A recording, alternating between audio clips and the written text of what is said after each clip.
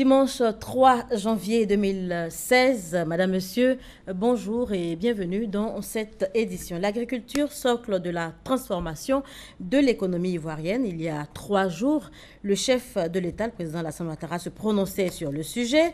C'était lors de son traditionnel discours de fin d'année. Le pays qui ambitionne, selon le chef de l'État, d'être émergent dans les années à venir se met au goût du jour de la nouvelle économie, à savoir les énergies renouvelables et les technologies de l'information et de la communication, entre autres. 258 millions en équipement, c'est le don du Japon à la Côte d'Ivoire. On peut le dire, la coopération entre Tokyo et Abidjan se porte bien.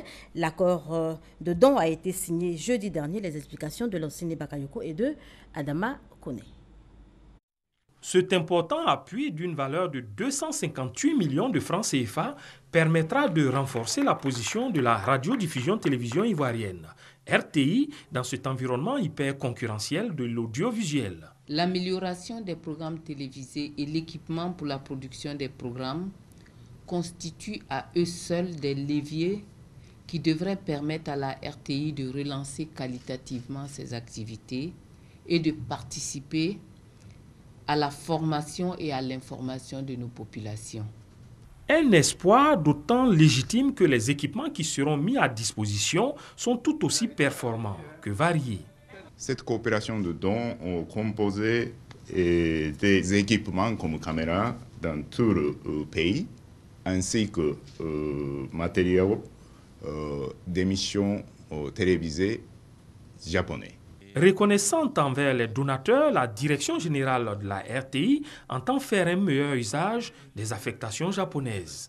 Les dons que nous recevons vont nous permettre de pouvoir mieux rendre compte de l'activité de ce gouvernement dynamique représenté par Madame le ministre, parce que nous avons souvent de nombreuses activités, inaugurations faites en même temps et nous n'avons pas toujours la possibilité de pouvoir les couvrir.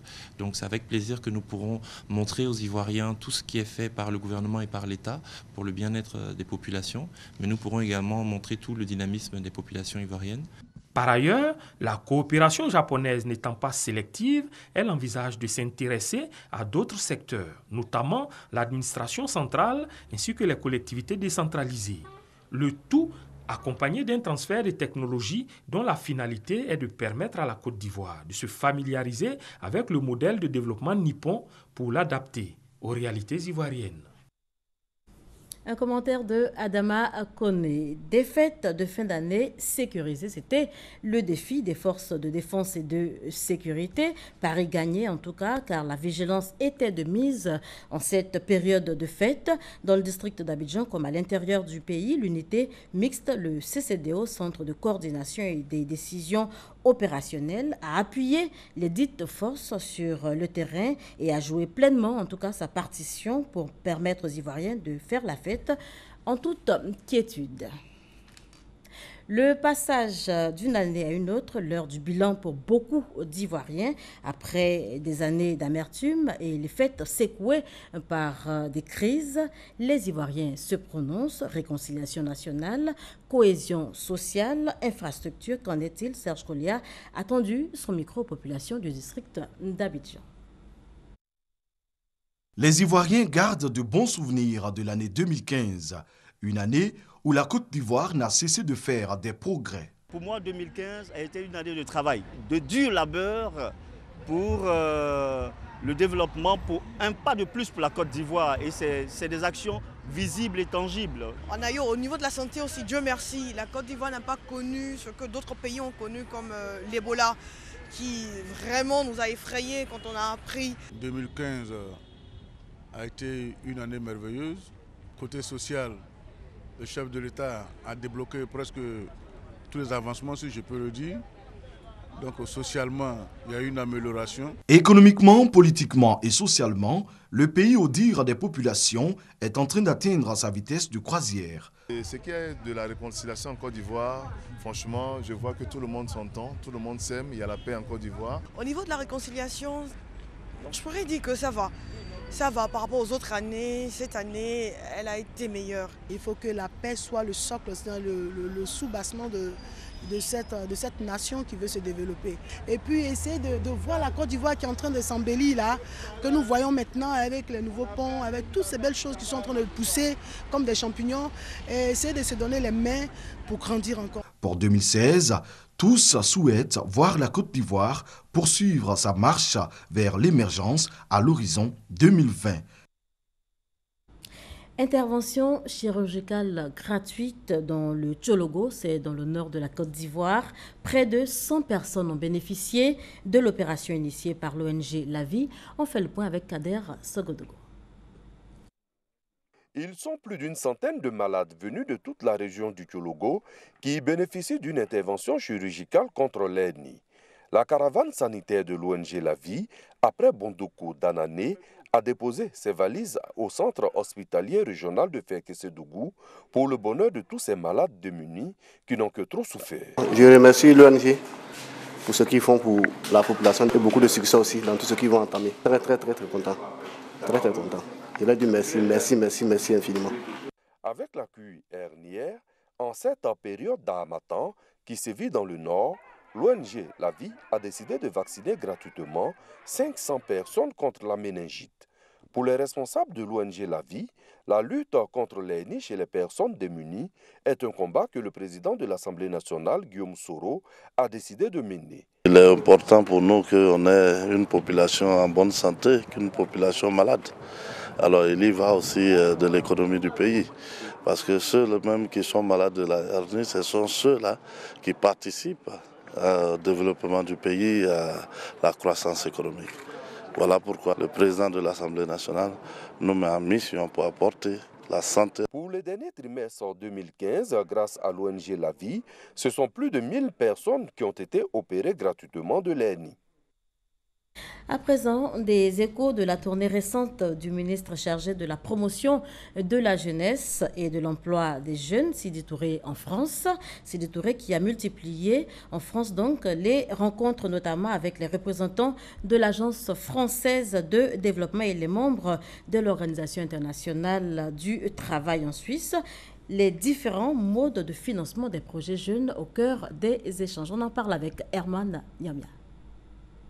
Le ministre chargé de la promotion de la jeunesse et de l'emploi des jeunes a séjourné une semaine durant en Europe. Sidi Touré s'est successivement rendu en France, au siège de l'Agence française de développement AFD et au siège de l'Organisation internationale du travail OIT en Suisse. En France, le ministre Sidi Touré a exposé sur l'expérience de la Côte d'Ivoire en matière d'emploi des jeunes et sur le mode de financement de leurs projets. Au cours de son entretien avec les représentants de l'AFD, le ministre Sidi Touré s'est réjoui des bonnes relations qui existent entre cette institution et son pays. Il a par la suite affirmé que c'est grâce à la politique mise en place par le président de la République Alassane Ouattara que plusieurs jeunes Ivoiriens ont réussi à créer leur propre entreprise avec les financements reçus. Au cours de sa mission, le ministre en charge de l'emploi des jeunes a aussi signé des partenariats avec la Direction générale de Pôle emploi et avec le Conseil national des missions locales, deux structures basées en France. C'est en Suisse que la mission du ministre chargé de la promotion de la jeunesse et de l'emploi des jeunes s'est achevée. Ici, Sidi Touré a encore échangé avec les représentants de l'Organisation internationale du travail sur la question des conditions de travail des jeunes, mais aussi sur leur insertion socio-professionnelle. Retour en Côte d'Ivoire, précisément à Ouragayo, où l'équipe municipale s'engage à venir à bout des problèmes de manque d'infrastructures. La mairie a trouvé une solution provisoire donc au problème de manque de gare routière. Un espace a été dégagé, aménagé pour donc faire office de gare en attendant la construction d'une gare moderne. On en parle avec Honorine Anigori. La ville de Ouragayo, devenue commune de plein exercice depuis les années 80, peine à décoller. Au nombre de ces difficultés, le manque de gares routières digne de ce nom. Le maire, Pierre Dakouri Tablé, a décidé en cette fin d'année 2015 de ne pas laisser les choses perdurer. Un espace a donc été dégagé en face de l'hôtel de ville pour être aménagé et servir de gare routière en attendant la construction future d'une gare routière moderne pour laquelle une convention a été signée récemment entre la mairie, une institution bancaire et un cabinet privé. L'annonce de l'aménagement de cette gare provisoire a été faite récemment en conseil municipal.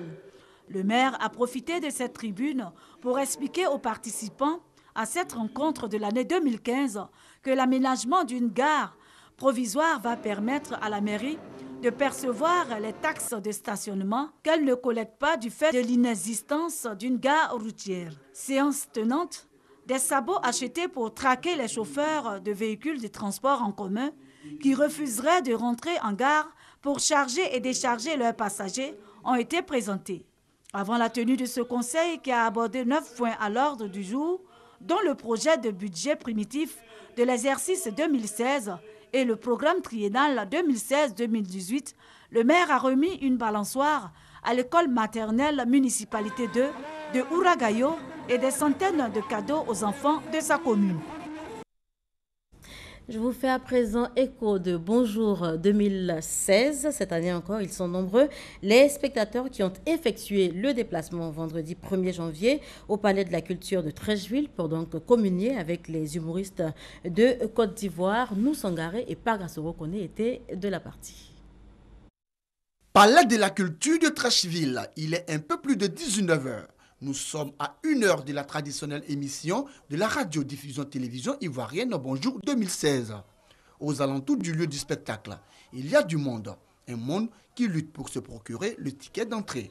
Et pour ceux d'entre eux pour qui cette lutte ne paye pas, c'est la déception. Je ne suis pas contente parce que les tickets sont vendus à 10 000 et après ceux qui vont prendre, ils vendent à 25 000, 50 000, ce qui n'est pas normal. Bonjour, c'est un bel événement, mais quand on vient en retard, on double le tarif. Au lieu de 10 000, ça devient 20 000, 15 000. Mais où on est? Nous sommes les revendeurs, on n'a pas volé les tickets. On s'est acheté propre et puis on vient chercher pour nous dessus. Quand la personne qui fait ça, il ne peut pas payer, il n'a pas parti, c'est pas forcé. Comme mon ami n'a pas eu de ticket, je revends et puis je m'en vais à la maison. Il va à 20 000, 20 000. Dans l'enceinte du palais, ces plus chanceux tickets en main sont dans une longue file. À moins de 30 minutes du spectacle, ils ont grand espoir d'avoir une place assise à l'intérieur. Les tickets sont comptés par rapport au nombre de places, donc il n'y a pas de souci. Voilà. Il va y avoir une place. On va avoir une place puisque je suis ma bien-aimée. À moins de 15 minutes, des différentes prestations au niveau du poste de contrôle des tickets. La tension monte. À l'entrée de la salle, on utilise tous les moyens pourvu qu'on y ait accès. Personne ne veut se faire compter l'événement. Une fois dans la salle, plus de place. La salle à Noumabo est archi comble. Dans les loges, les artistes humoristes à quelques minutes du spectacle se disent confiants, même si le stress est un peu au rendez-vous. Pendant 1 an, tu as bossé. Aujourd'hui, c'est le jour J.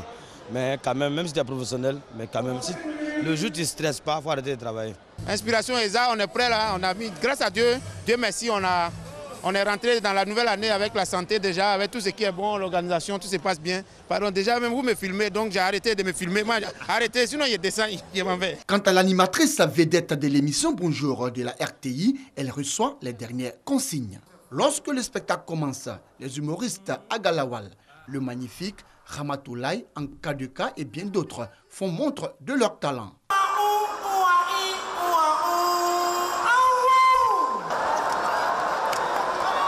Facebook aussi, voilà un endroit, quand tu publies, j'ai perdu mon père, tout le monde clique j'aime.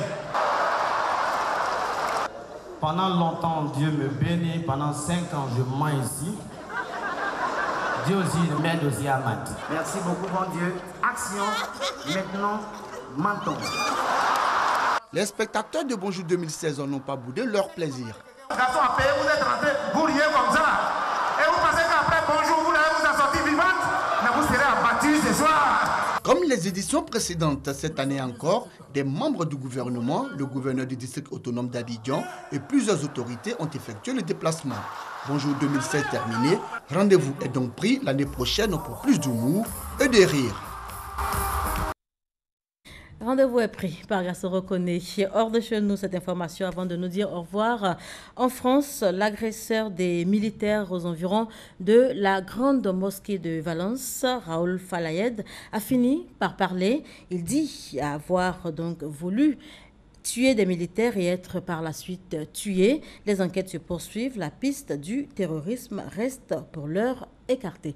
Voilà qui met fin à ce journal. Merci de nous avoir suivis. Prochain rendez-vous de l'information, 10h.